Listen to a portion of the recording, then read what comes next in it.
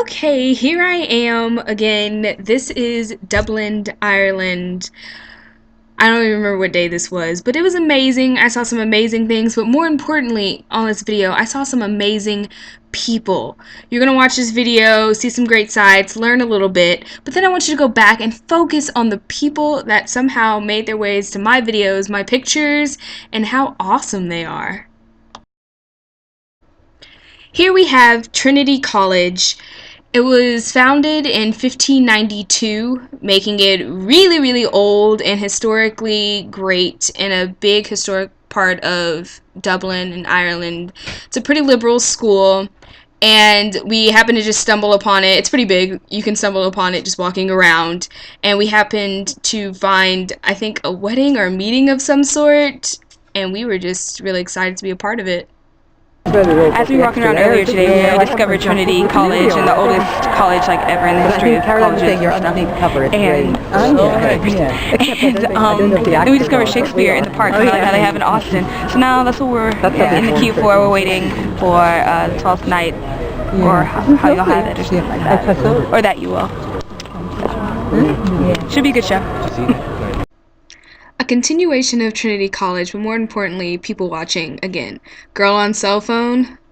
Her conversation was really interesting to hear for 25 minutes, let me tell you.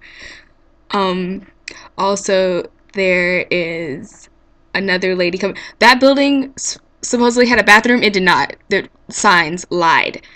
Blonde woman was mean mugging me hard all day.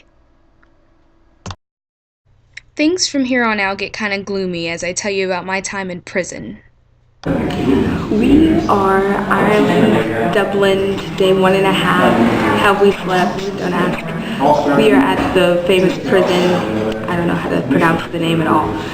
But we're about ready to see some really cool stuff. But we're taking in some tea and resting right now for the next guided tour. So.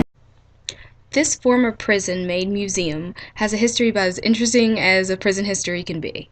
If you were a rebel in Ireland circa 1796 and onward, you found yourself here in Kilmainham.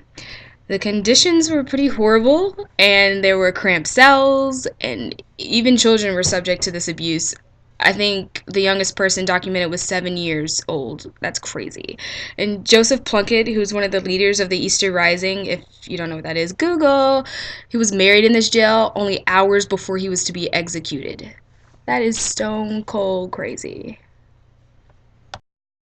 Engravings like the one here can be seen all over the jail, kind of beacons of hope. Oh, time for more people watching. Notice the guy in the right corner wasn't in the picture before. Awesome. This one is my favorite. Lady on the left posing as if she's part of this mural. I don't know. Without her? With her. Without her? You choose which one's better. I know which one I chose. As we made our way through to the main holding cell, it was just phenomenal. I don't even know. We weren't supposed to film in here, so note that all of this is footage just for you guys.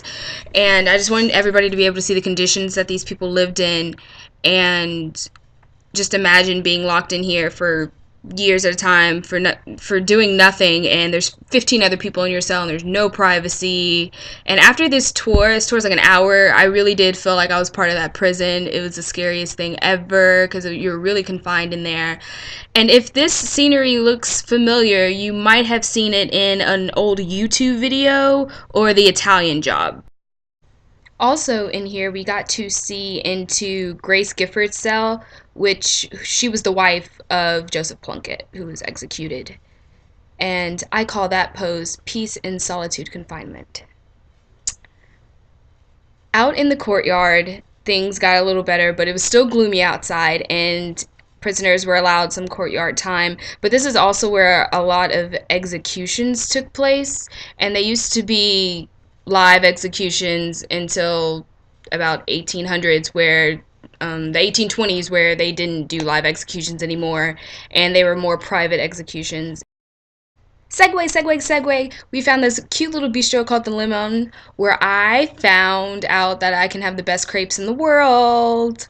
And I found a leprechaun that is taller than me. So I win. Hard Rock Cafe, you gotta go there. This place had the best dumplings. I don't even know what. The Irish in their dumplings and potatoes, kudos. Bread pudding, nom nom nom. America needs desserts like that. I don't even know what to say about that guy. And that's been my time in Ireland.